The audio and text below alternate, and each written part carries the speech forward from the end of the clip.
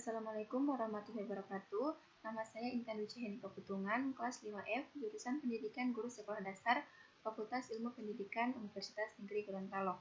Baiklah, di sini saya akan menjelaskan proposal saya yang berjudul Pengaruh Strategi Pembelajaran Aktif, tipe Giving Question and Getting Answer terhadap kemampuan pemecahan masalah matematika peserta didik kelas 5 SDN 1 Malibagu. Yang pertama yaitu pendahuluan yang terdiri latar belakang, identifikasi masalah, dan rumusan masalah. Baiklah, latar belakang masalah, yaitu pendidikan merupakan salah satu sektor penting dalam pembangunan di setiap negara. Pendidikan akan menyiapkan siswa untuk menghadapi masalah dengan situasi serta kondisi yang berbeda, terlebih di era globalisasi.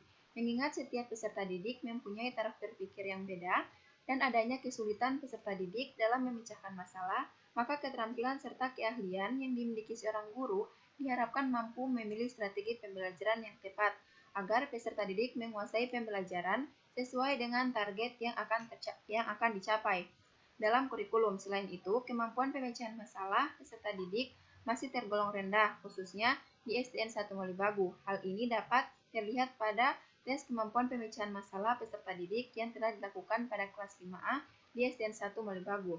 Memahami masalah di atas, maka peneliti mencoba menerapkan strategi pembelajaran aktif tipe Giving Question and Getting Answer terhadap salah satu alternatif strategi pembelajaran, sehingga mempermudah peserta didik untuk menerima materi yang akan disajikan. Tipe Giving Question and Getting Answer memungkinkan peserta didik untuk berpikir tentang pelajaran yang kurang dipahami.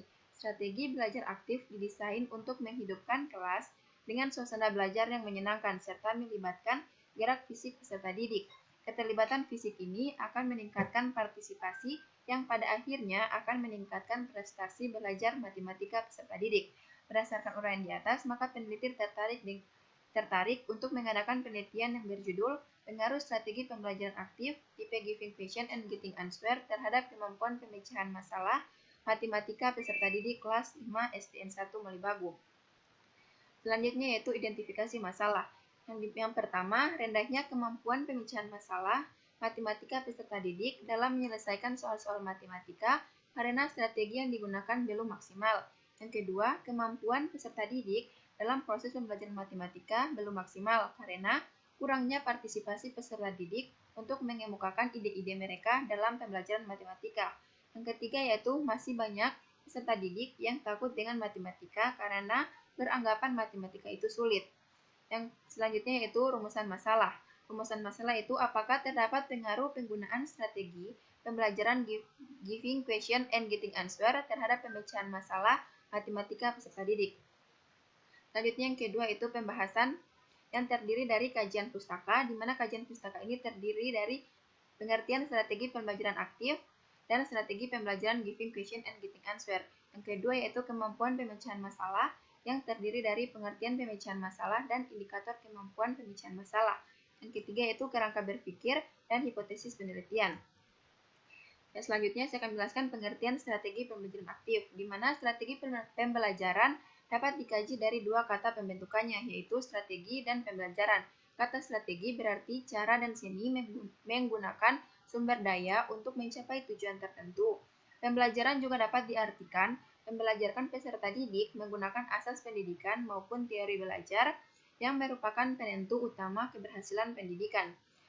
Selanjutnya, strategi pembelajaran aktif adalah suatu pembelajaran yang mengajak peserta didik untuk belajar secara aktif. Ketika peserta didik belajar dengan aktif, berarti mereka yang mendominasi aktivitas pembelajaran dan mereka secara aktif menggunakan otak, baik untuk menemukan ide pokok dari materi, pemecahan persoalan, atau mengaplikasikan apa yang baru mereka pelajari ke dalam satu persoalan yang ada dalam kehidupan nyata. Selanjutnya yaitu pengertian strategi pembelajaran Giving Question and Getting Answer, di mana strategi Giving Question and Getting Answer adalah salah satu teknik instruksional dari belajar aktif. Strategi ini memberikan kesempatan pada peserta didik untuk bertanya mengenai hal yang tidak dimengerti dan memberi kesempatan kepada peserta didik untuk menjelaskan hal yang sudah dimengerti kepada temannya yang lain. Strategi ini akan meningkatkan keberanian peserta didik dalam mengemukakan pendapat dan memberikan sikap saling menghargai antara peserta didik. Selanjutnya yaitu pengertian pemecahan masalah. Pemecahan masalah adalah proses penyelesaian masalah. Menurut Robert L. Solso, pemecahan masalah adalah suatu pemikiran yang terarah secara langsung untuk menemukan solusi atau jalan keluar untuk suatu masalah yang spesifik. Langkah pemecahan masalah menurut Robert L. Solso yaitu yang pertama, identifikasi permasalahan, yang kedua, penyajian permasalahan, yang ketiga, perencanaan pemecahan, yang keempat, menerapkan perencanaan, yang kelima, menilai perencanaan, dan yang keenam, menilai hasil pemecahan. Sedangkan di mana dalam penelitian ini, pemecahan masalah matematika yang dimaksud adalah pemecahan masalah sebagai suatu kegiatan. Matematika merupakan salah satu cabang ilmu pengetahuan yang memegang peran penting dalam kehidupan manusia. Hal ini terlihat dalam penggunaan ilmu matematika dalam memecahkan masalah yang terjadi dalam menjadi lebih teliti, cermat, dan tidak ceroboh dalam bertindak. Berdasarkan uraian di atas, dapat diperoleh beberapa manfaat bagi peserta didik, diantaranya yang pertama, peserta didik akan belajar bahwa ada banyak cara untuk menyelesaikan suatu soal, dan ada lebih dari satu solusi yang mungkin dari suatu soal. Yang kedua, peserta didik terlatih untuk melakukan eksplorasi bersifat komprehensif dan bernalar logis. Yang ketiga, mengembangkan kemampuan berkomunikasi dan membentuk nilai-nilai sosial melalui kerja kelompok. Selanjutnya itu indikator kemampuan pemecahan masalah. Menurut Polya terdapat empat aspek kemampuan pemecahan masalah. Sebagai berikut, yang pertama, memahami masalah, di mana pada aspek memahami masalah melibatkan pendalaman situasi masalah, melakukan pemilihan fakta-fakta, menentukan hubungan di antara fakta-fakta, dan membuat formulasi pertanyaan masalah-masalah. Yang kedua, membuat rencana pemecahan masalah, di mana rencana solusi dibangun dengan mempertimbangkan struktur masalah dan pertanyaan yang harus dijawab dalam proses pembelajaran pemecahan masalah. Siswa dikondisikan untuk memiliki pengalaman menerapkan berbagai macam strategi pemecahan masalah. Yang ketiga yaitu melaksanakan rencana pemecahan masalah. Untuk mencari solusi yang tepat, rencana yang sudah dibuat harus dilaksanakan dengan hati-hati. Diagram, tabel, atau urutan dibangun secara seksama sehingga si pemecah masalah tidak akan bingung. Dan yang terakhir yaitu melihat atau mengecek kembali. Aspek yang harus dicantumkan siswa pada langkah ini meliputi penyimpulan jawaban yang telah diperoleh dengan benar atau memeriksa jawabannya dengan tepat. Selanjutnya itu kerangka berpikir. Menurut Uma Sekaran, dalam bukunya Business Research mengemukakan bahwa kerangka berpikir adalah model konseptual tentang bagaimana teori berhubungan dengan berbagai faktor yang telah diidentifikasi sebagai masalah yang penting. Strategi pembelajaran giving question and getting answer menekankan pada peserta didik untuk bertanya mengenai hal yang tidak mengerti dan memberikan kesempatan kepada peserta didik untuk menjelaskan hal yang sudah dimengerti kepada temanya yang lain. Strategi pembelajaran giving question and getting answer ini menentukan peserta didik aktif bersama kelompoknya, bertanya tentang materi yang masih belum paham, dan membagi pengetahuan yang diperoleh kepada teman lainnya. Selanjutnya, hipotesis penelitian. Hipotesis merupakan jawaban sementara terhadap rumusan masalah penelitian, di mana rumusan masalah penelitian telah dinyatakan dalam bentuk kalimat pertanyaan.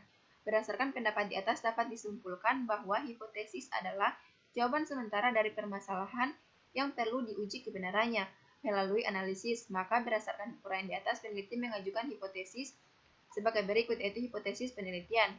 Hipotesis dalam penelitian ini adalah terdapat pengaruh yang signifikan penerapan strategi pembelajaran giving question and getting answer dalam pembelajaran matematika terhadap pemecahan masalah matematika peserta didik kelas 5 semester genap tahun ajaran 2020. Selanjutnya yaitu metode penelitian. Yang pertama, jenis penelitian. Kedua, variabel penelitian. Yang ketiga, populasi, sampel, dan teknik pengambilan sampling. Yang keempat, teknik pengumpulan data. Yang kelima, uji instrumen penelitian. Yang keenam, uji reliabilitas. Yang ketujuh, teknik analisis data. Di mana yang pertama yaitu metode penelitian. Metode penelitian yang pertama jenis penelitian. Jenis penelitian yang digunakan dalam penelitian ini adalah penelitian eksperimen. Metode penelitian eksperimen dapat diartikan sebagai metode penelitian yang digunakan untuk mencari pengaruh perlakuan tertentu terhadap yang lain dalam kondisi yang terkendalikan. Peneliti menggunakan metode penelitian eksperimen karena peneliti akan mencari pengaruh treatment atau perlakuan tertentu. Jenis eksperimen yang digunakan adalah quasi-experimental design. Quasi-eksperimental atau eksperimen semu ini merupakan pengembangan dari true experimental design. Desain ini memiliki kelompok kontrol tetapi tidak berfungsi sepenuhnya untuk mengontrol variabel-variabel luar yang mempengaruhi pelaksanaan eksperimen. Baiklah, selanjutnya variabel penelitian. Variabel penelitian adalah suatu atribut atau sifat atau nilai dari orang, objek, atau kegiatan yang mempunyai variasi tertentu yang ditetapkan oleh peneliti untuk dipelajari dan kemudian ditarik kesimpulan. Yang pertama, variabel independen atau variabel bebas yang disimbolkan dengan X. Dalam penelitian ini, yang menjadi variabel independen adalah strategi belajar aktif, tipe, giving question and getting answer. Yang kedua, variabel dependen atau variabel terikat yang disimbolkan dengan Y. Dalam penelitian ini, yang menjadi variabel dependen adalah pemecahan masalah belajar siswa. Definisi operasional variabel penelitian ini merupakan penjelasan dari masing-masing variabel yang digunakan dalam penelitian. Terdapat indikator-indikator yang membentuknya. Selanjutnya, populasi, sampel, dan teknik pengambilan sampling. Yang pertama, populasi. Populasi adalah wilayah generalisasi yang terdiri atas objek atau subjek yang mempunyai kualitas dan karakteristik tertentu yang ditetapkan oleh peneliti untuk dipelajari dan kemudian ditarik kesimpulannya. Jadi dapat disimpulkan bahwa populasi penelitian merupakan sekumpulan objek yang ditentukan melalui suatu kriteria tertentu yang akan dikategorikan ke dalam objek tersebut, bisa termasuk orang, dokumen, atau catatan yang dipandang sebagai objek penelitian. Populasi dan penelitian ini adalah seluruh peserta didik kelas 5 SDN 1 Molibaku tahun ajaran 2020 yang berjumlah 81 peserta didik. Selanjutnya, sampel. Menurut Sugiono, sampel adalah bagian dari jumlah dan karakteristik yang dimiliki oleh populasi tersebut. Setelah dilakukan pengambilan sampel, diperoleh hasil bahwa sampel dalam penelitian ini adalah peserta didik kelas 5A dan 5B. Dengan jumlah peserta didik kelas 5A adalah 27 peserta didik dan 5B 27 peserta didik. Sampel dua kelas tersebut akan dikategorikan dengan kelas eksperimen dan kelas kontrol. Kelas A sebagai kelas eksperimen yang diajarkan oleh peneliti dengan menggunakan strategi belajar aktif, tipe, giving question and getting answer. Kelas 5B adalah kelas kontrol yang akan diajari oleh peneliti dengan menggunakan strategi pembelajaran ekspositori. Pengambilan sampel dilakukan dengan cara acak kelas, yaitu dengan mengacak seluruh kelas populasi. Untuk selanjutnya dipilih dua kelas. Kelas yang akan dipilih secara acak untuk mendapatkan sampel. Peneliti akan memilih dua kelompok dari kelompok kelas sesuai dengan distribusi peserta didik. Pada tabel 2 secara acak, kemudian sampel 2 kelas tersebut akan dikategorikan dengan kelas eksperimen dan kelas kontrol. Selanjutnya, teknik pengambilan sampling, di mana teknik sampling adalah suatu cara pengumpulan data yang sifatnya menyeluruh dan diambil sebagian untuk mewakili populasi. Dalam penelitian ini, teknik sampling yang digunakan adalah teknik sampling jenuh. Menurut Sugiono, teknik sampling jenuh yaitu teknik penentuan sampel bila semua anggota populasi digunakan sebagai sampel. Hal ini sering dilakukan bila jumlah populasi relatif kecil, kurang dari 30 orang, atau penelitian yang ingin membuat generalisasi dengan kesalahan yang sangat kecil. Istilah lain sampel jenuh adalah sensus, di mana semua anggota populasi dijadikan sampel untuk menentukan kelas kontrol dan kelas eksperimen. Peneliti menggunakan cara acak. Selanjutnya, teknik pengumpulan data. Teknik pengumpulan data yang pertama, tes. Tes adalah serentetan pertanyaan atau latihan serta alat lain yang digunakan untuk mengukur keterampilan, pengetahuan, inteligensi, kemampuan, atau bakat yang dimiliki oleh individu atau kelompok. Dalam penelitian ini, peneliti menggunakan tes tertulis. Dalam penelitian ini, tes yang akan dilakukan adalah tes akhir yang berupa soal uraian atau esai. Tes akhir digunakan untuk mengetahui kemampuan pemecahan masalah matematika peserta didik setelah dilakukan penerapan strategi giving question and getting answer. Selanjutnya yaitu dokumentasi. Dokumentasi adalah sejumlah besar fakta dan data tersimpan dalam bahan yang berbentuk dokumentasi. sebagian besar data yang tersedia yaitu berbentuk surat, catatan harian, cenderamata, laporan, artefak, foto. Metode ini diperlukan untuk menggali data-data dalam bentuk dokumen tentang data guru, profil sekolah, dan daftar peserta didik. Selanjutnya, uji instrumen penelitian. Yang pertama, uji validitas. Validitas adalah suatu instrumen pengukuran dikatakan valid jika instrumen dapat mengukur sesuatu yang hendak diukur. Sementara itu, validitas item dari suatu tes adalah ketepatan mengukur yang dimiliki oleh sebutir item yang merupakan bagian tidak terpisahkan dari tes sebagai suatu totalitas dalam mengukur apa yang seharusnya diukur lewat butir item tersebut. Selanjutnya, tingkat kesukaran. Tingkat kesukaran yaitu uji kesukaran soal adalah mengkaji soal-soal tes dari segi kesulitannya sehingga dapat diperoleh soal-soal mana yang termasuk mudah, sedang, dan sukar. Yang ketiga yaitu daya beda soal. Daya pembeda item adalah mengkaji soal-soal tes dari segi kesanggupan tes tersebut dalam membedakan siswa yang termasuk ke dalam kategori lemah atau rendah, dan kategori kuat atau tinggi prestasinya. Selanjutnya, uji reliabilitas, di mana suatu instrumen dikatakan reliable apabila instrumen yang bila digunakan beberapa kali untuk mengukur objek yang sama akan menghasilkan data yang sama. Pengujian reliabilitas berdasarkan rumus Alpha-Kronberg karena instrumen yang akan digunakan berupa soal esai.